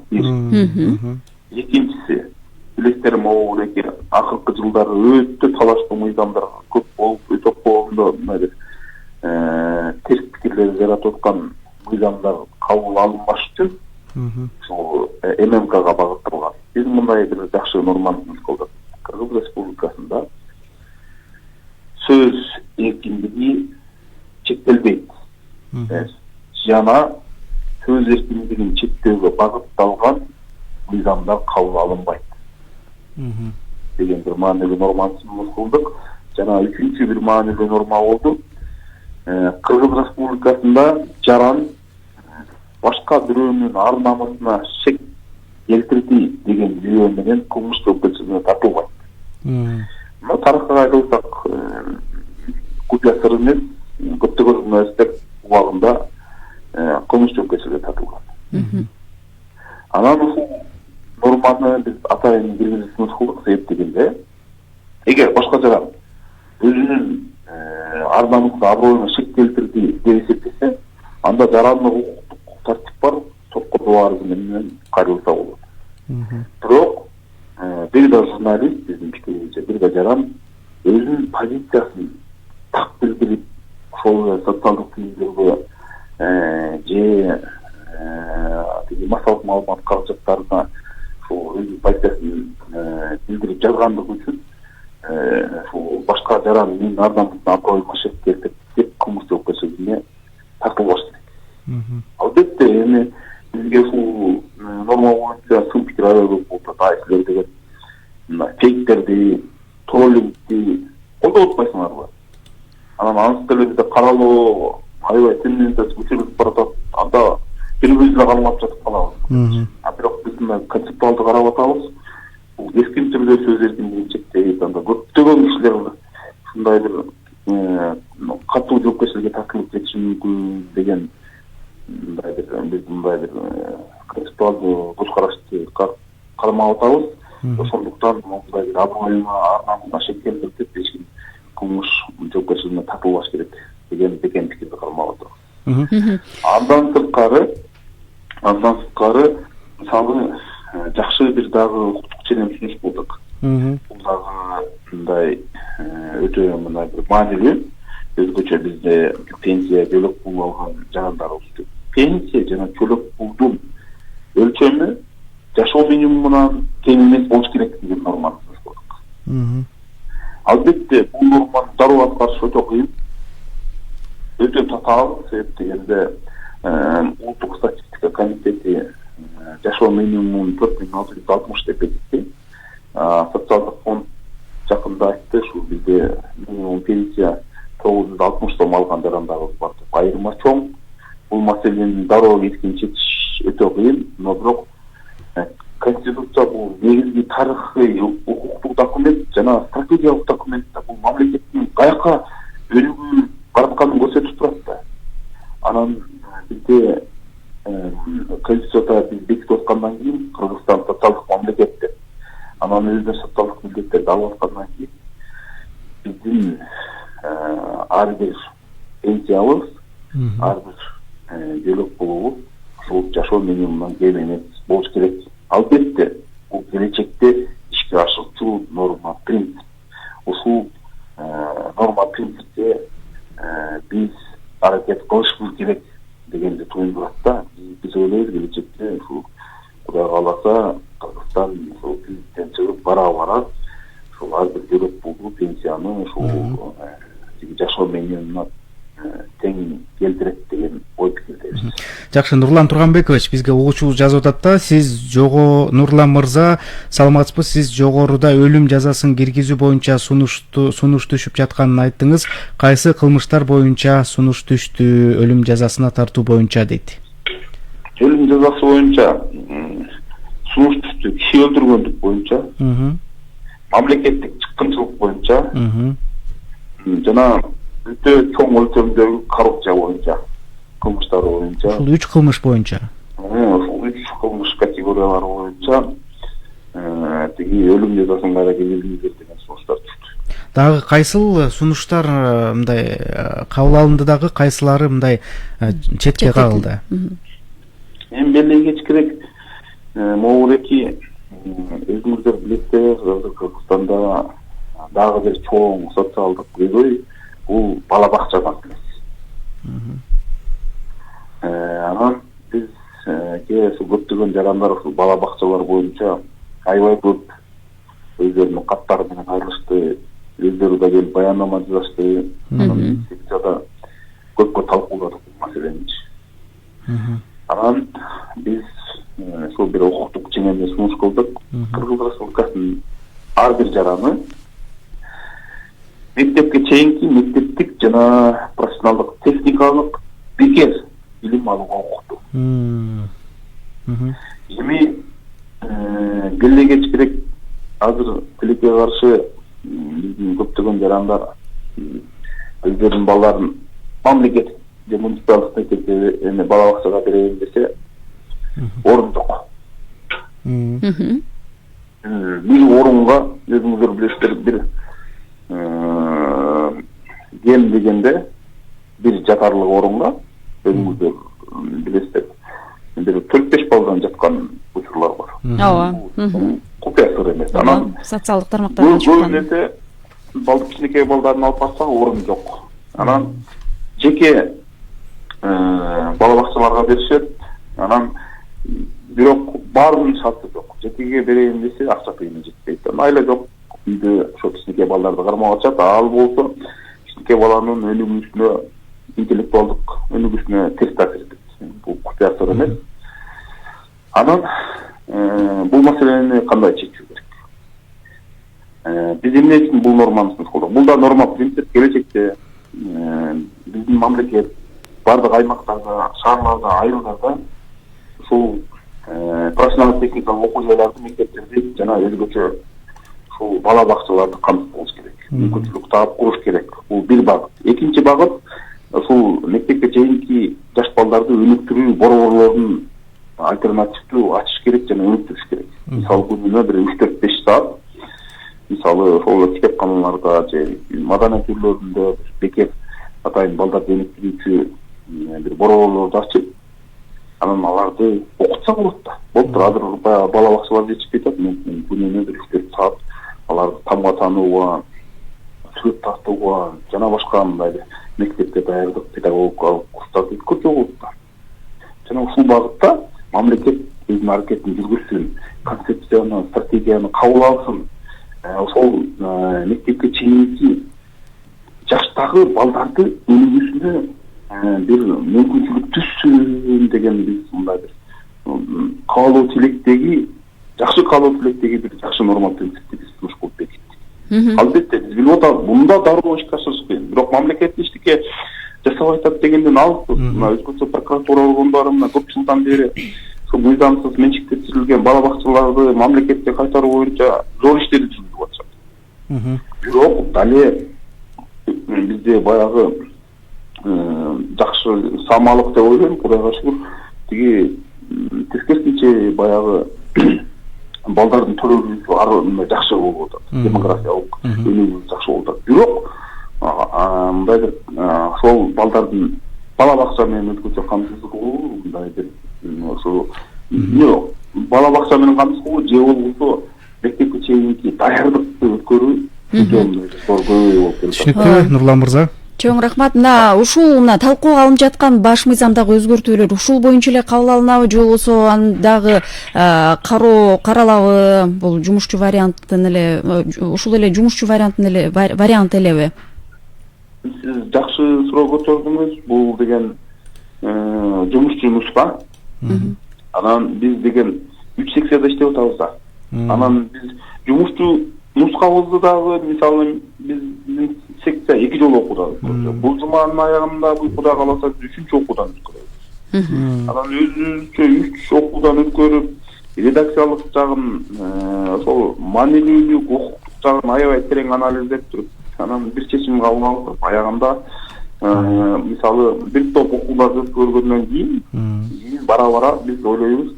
Мен ойлойм, ошол 3 секция биз баарыбыз дисциплинардык жыйынга топтолуп, анан баягы бирге жалпы конструкцияны бирге топтоп туруп, анан ал жерден да бир топ окууларды өткөрүп, бир топ талкууларды өткөрүп, анан кийин баягы президенттин жарлыгына ылайык Жогорку Кеңешке сунуш кылабыз го деген ойдомун. Нурлан мырза, сизге атайын убакыт бөлүп биз менен байланышта болгонуңуз үчүн ыраазычылык билдирели. Жакшы маалыматтар айтылды. Биз угармандардын эсине салып өтөлү. Мына азыркы тапта ушул биздин өлкөдө баш мыйзамга өзгөртүүлөрдү киргизүү, сунуштар, пикирлер тууралуу коомдо талкуу болуп жатат. Конституциялык атайын кеңешмелери өтүп жатат, атайын секциялардын дагы жыйыны өтүп жатат, андагы сунуштар талкууланып жатат. Мына ушул секцияларда кандай сунуштар берип жатат? Мына ушул социалдык чөйрөдө деп жогоруда Нурлан мырза айтып өттү, адам укуктарына байланыштуу. Ошондой эле ушул этникалык кыргыздардын дагы ушу жарандыгын жөнөкөйлөштүрүү маселеси дагы каралып жаткандыгын белгиледи. Себеп дегенде ушул этникалык кыргыздардын балдарына өзгөчө жарандык берүүдө маселе жаралып жаткан экен. Ушул эле ооруканага, мектепке жайгаштырууда, бала бакча жана башка социалдык маселелер көп экен. Ооба, биз менен жогоруда байланышта Конституциялык кеңештин мүчөсү, адам укуктары боюнча секциясынын башчысы, юридик илимдеринин доктору Нурлан Шерипов байланышта болду. 8:30 уктуруубузду жыйынтыктайлы деп турабыз. Урматтуу радио угуучулар, сиздер таңкы бурулуш программасын уктуңуздар. Биздин толкундан алыстабай турууга чакырабыз. Себеп дегенде таңкы бурулуштун негизги темасы дагы бар. Дагы 1 саат кызыктуу талкуу болот. Ооба, 90 мүнөт аралыгында таңкы бурулушта биз көптөгөн маселелерди талкуулаганга аракет кылдык. Биз студияда кызматта Бигайым Абдыкадырова жана Урмат Жээнбеков иштедик. Кайрадан амандашканча саламатта калыңыздар. Саламатта калыңыздар. Саясат, экономика, аналитика, маданият жана спорт жаңылыктары, дүйнөдөгү, Кыргызстандагы маалыматтар биринчи радиодо.